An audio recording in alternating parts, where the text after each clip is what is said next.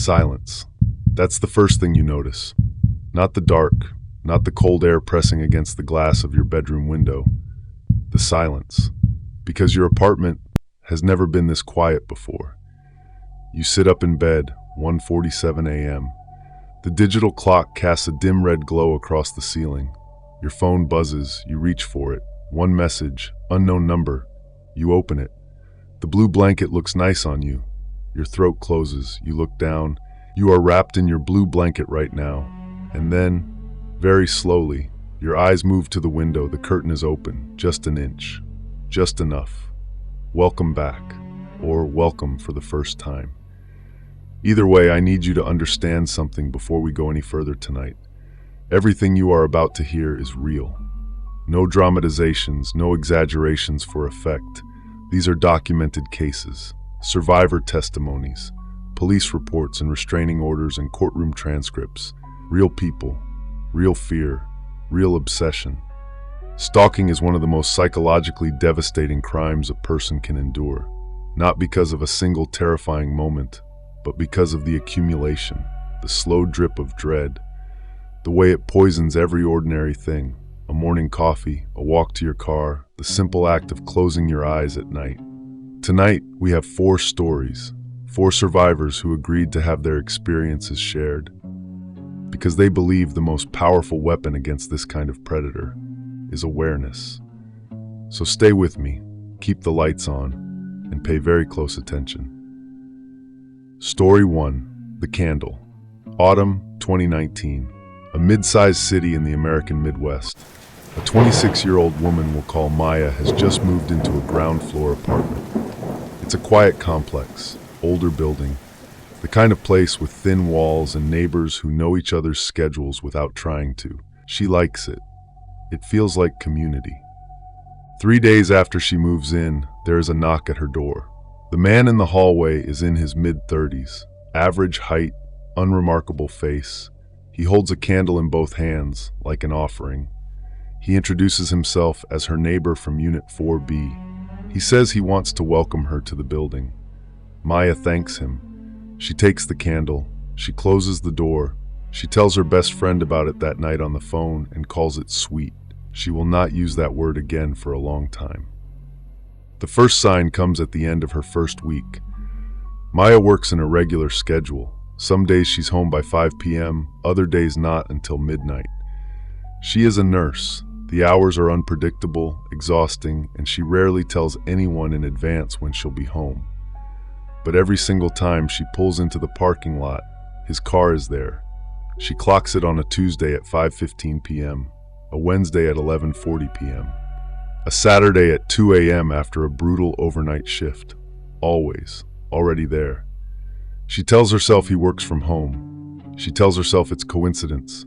She tells herself the feeling settling into her stomach like cold water is just the anxiety of a new place. She is very good at explaining away the things her instincts already know. The notes begin in week 2. The first one is slipped under her door on a Monday morning. She almost steps on it on the way to her coffee maker. A folded piece of white paper. Clean handwriting. Saw you grabbing coffee from Halsted Street this morning. You looked really beautiful. Just thought you should know. She stares at it for a very long time. She had stopped at a coffee shop on Halsted Street that morning, alone. She had not seen him there. She had not mentioned it to anyone. She had not told him her schedule. She folds the note back up, places it on the counter, and sits with a feeling she cannot name for the rest of the day. The second note comes Thursday. I heard you crying last night. I hope you're okay. I'm right next door if you need anything. She had cried the night before, privately, after a difficult shift in her own bedroom with all the windows closed. She knocks on his door that evening. She is calm, she is clear. She tells him the notes are making her uncomfortable and asks him to stop. He looks at her with something that resembles genuine confusion. He says, I'm just being a good neighbor. I'm sorry you feel that way. Not sorry for the notes. Sorry that she feels that way. She notices the difference. She goes back to her apartment and deadbolts the door. Week 3. Something changes in the apartment. It's small things at first. The kind of things you second guess immediately because acknowledging them means accepting something you are not ready to accept. A kitchen chair facing a slightly different direction. Her laptop moved 2 inches to the left on her desk. A half-empty glass of water she doesn't remember leaving by the sink. And then the window in her bedroom. She keeps it locked. Always. Without exception. She has a specific memory of locking it the night before because she checked it twice before getting into bed. It is unlatched, not open, just unlatched. She calls the building manager that afternoon. She asks if any maintenance has been done in her unit. The building manager checks the log. Nothing scheduled, no repairs, no inspections. No one had a reason to be inside her apartment.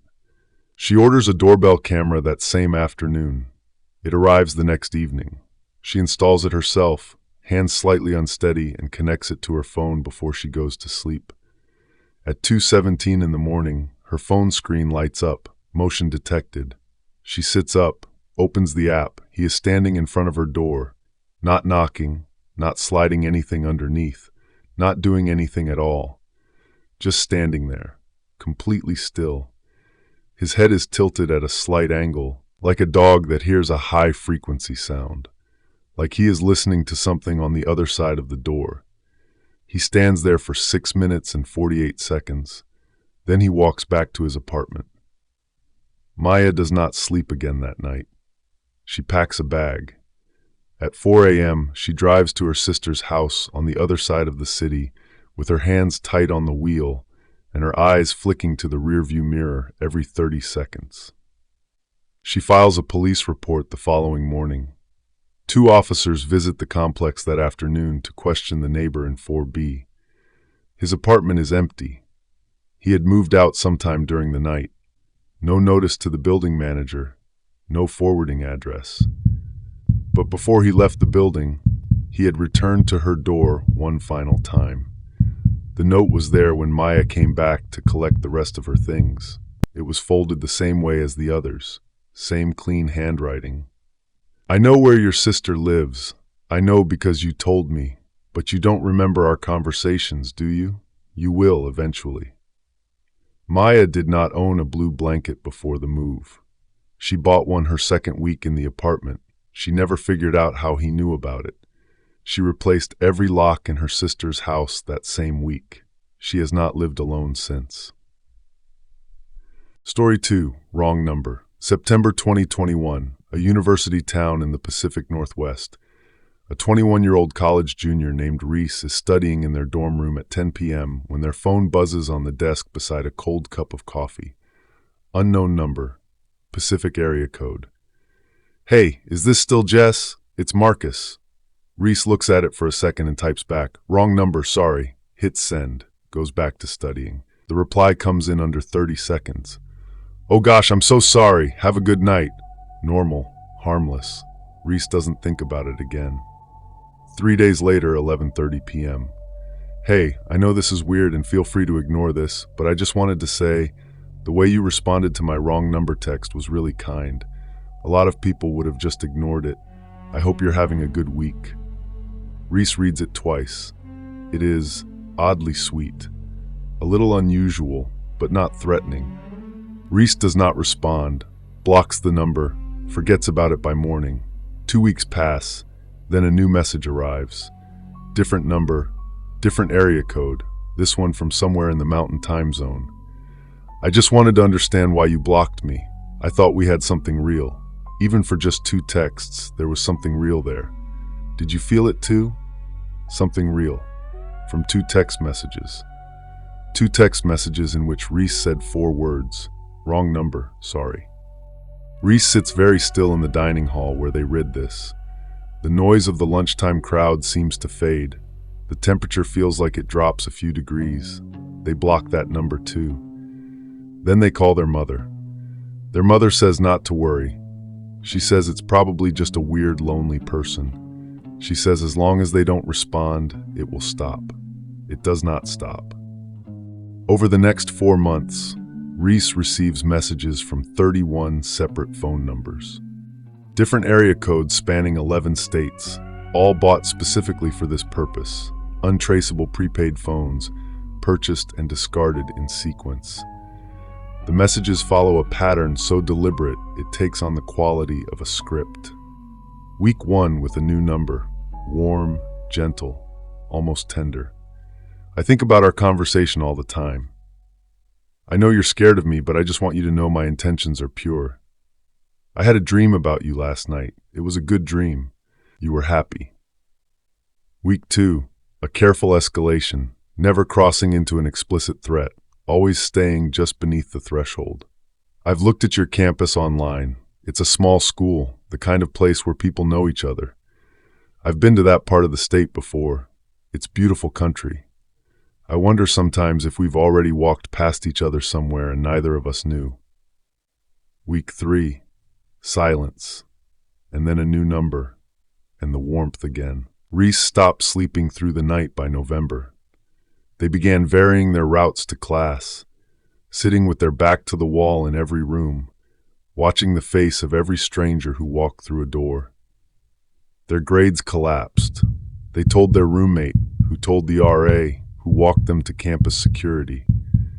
Campus security listened, nodded, said there was nothing they could do about text messages alone, said to contact local police if they felt physically threatened. Reese went home that night and sat on the edge of their bed in the dark for a very long time. It was Reese's mother who eventually found a detective willing to take the case seriously. A detective in their home state who had worked stalking cases before and understood the specific architecture of what was happening. The detective traced the pattern of numbers, the purchasing locations, the timestamps. Every single phone had been purchased within a 40-mile radius of a city 4 states away.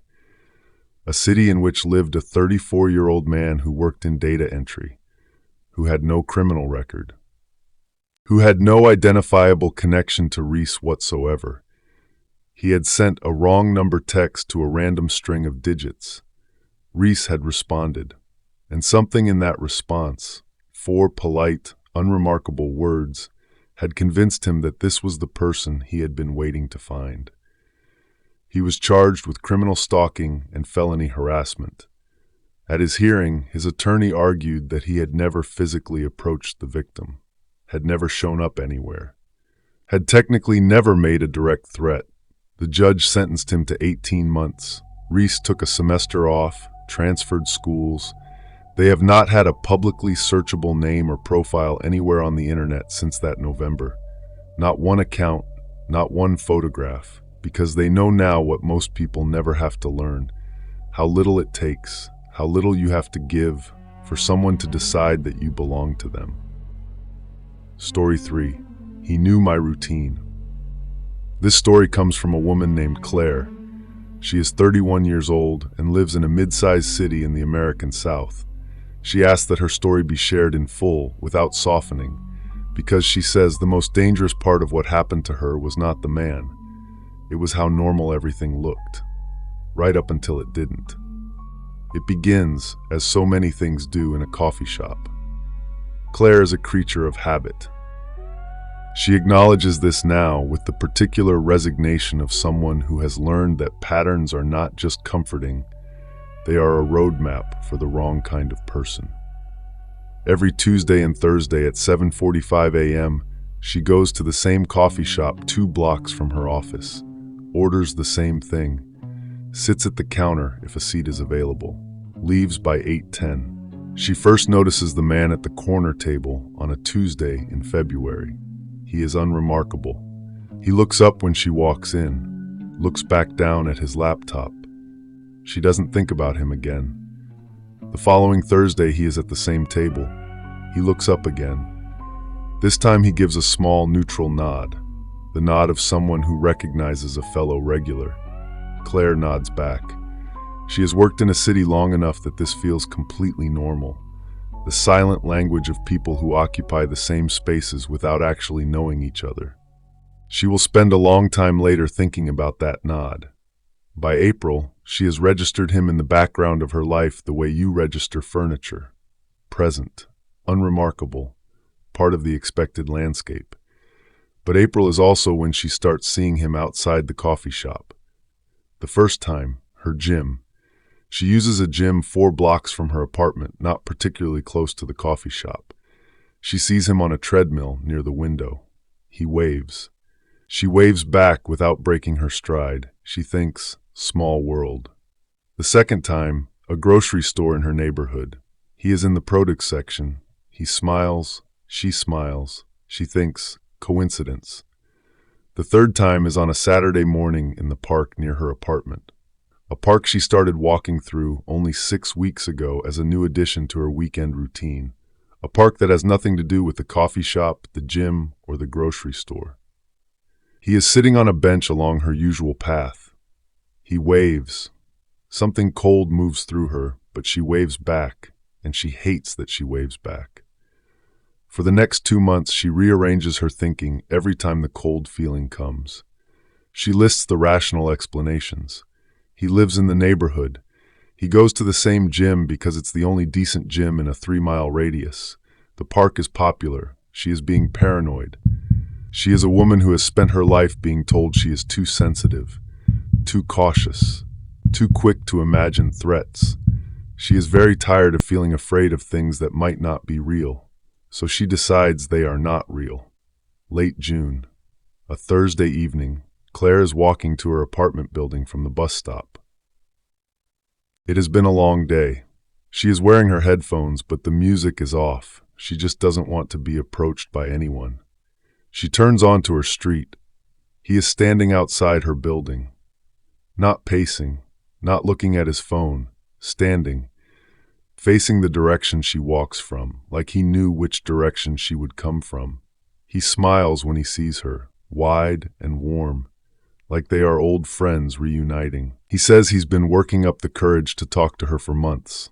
He says he knows they have a real connection. He knows she feels it too. And then he begins to talk.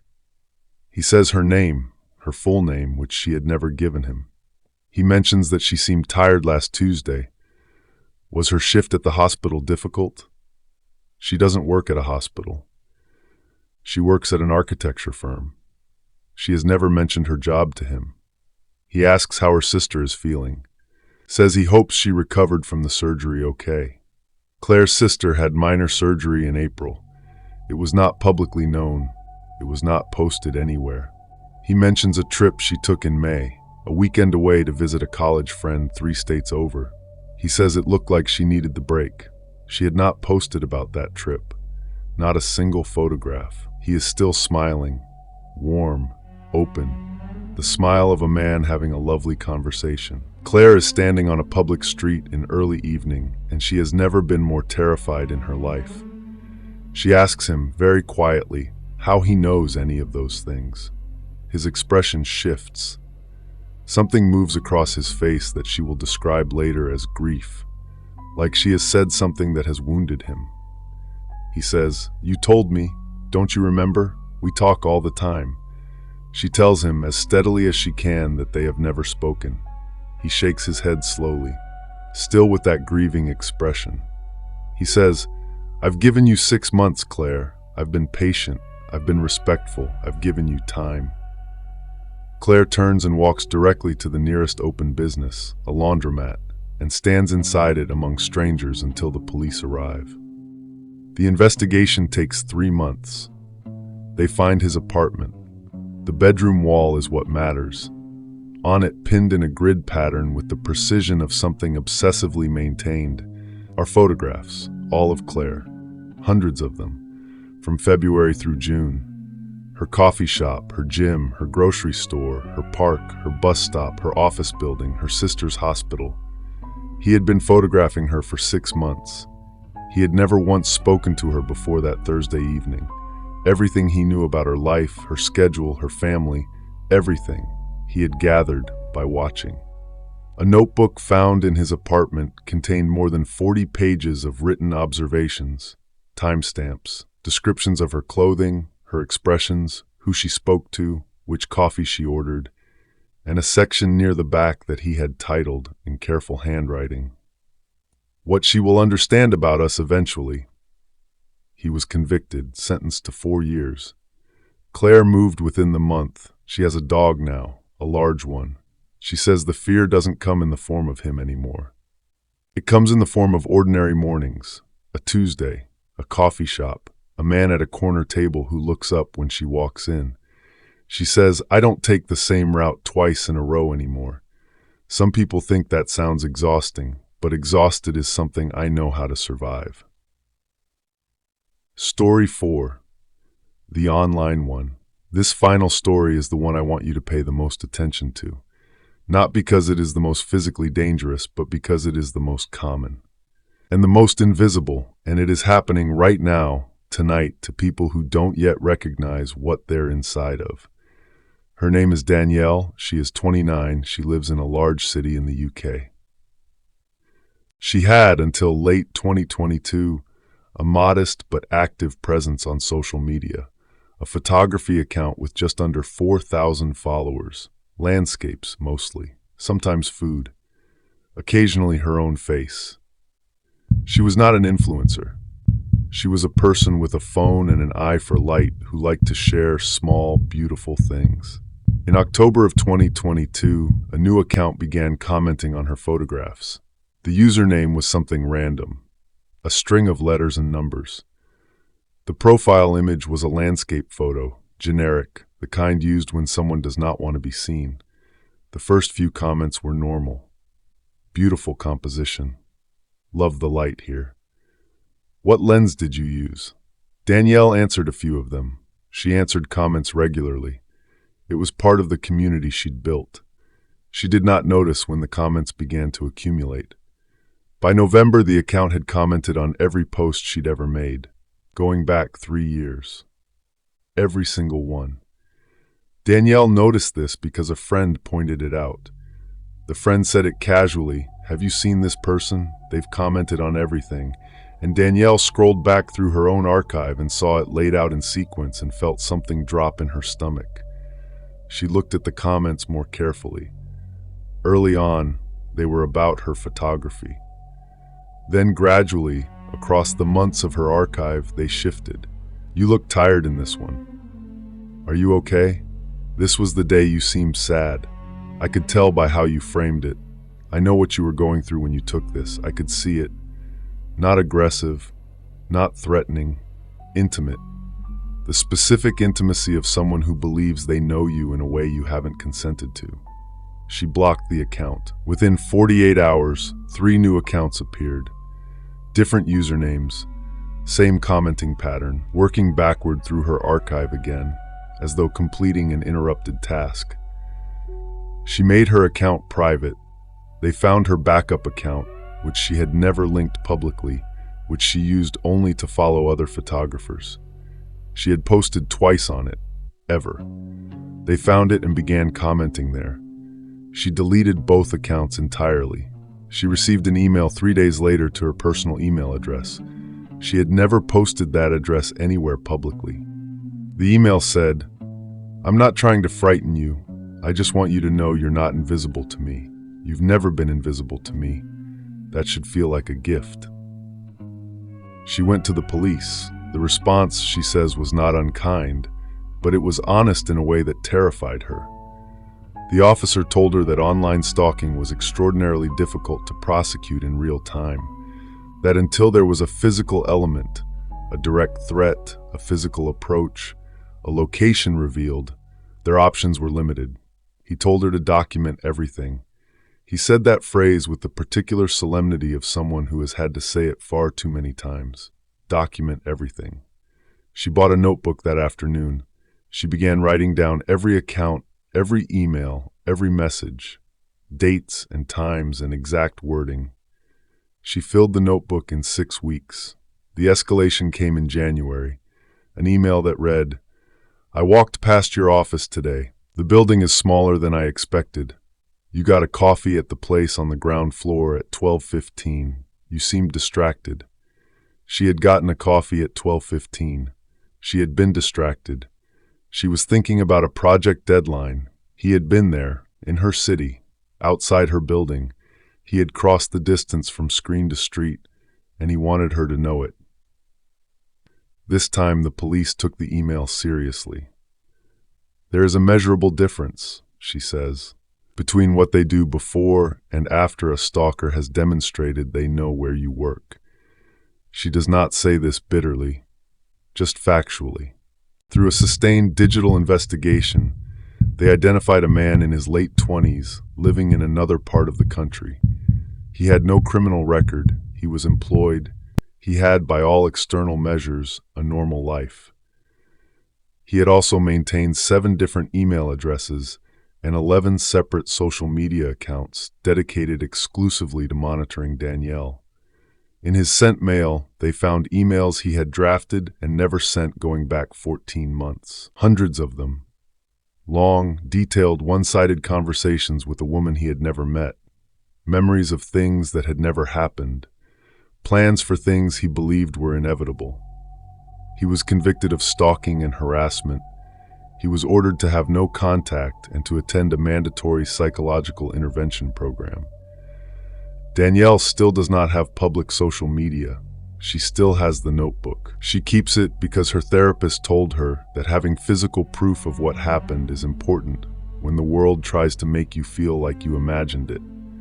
She says the thing that stays with her is the phrase from that first email. That should feel like a gift. The absolute conviction that his attention was something she should have been grateful for. That being seen by him was a thing of value. That's the part people don't understand, she says. It wasn't hatred, it was the opposite, and somehow that makes it worse. 4 stories. 4 ordinary people who did nothing except exist in the world, who drank their morning coffee and answered wrong numbers and walked through parks and posted photographs of things they found beautiful.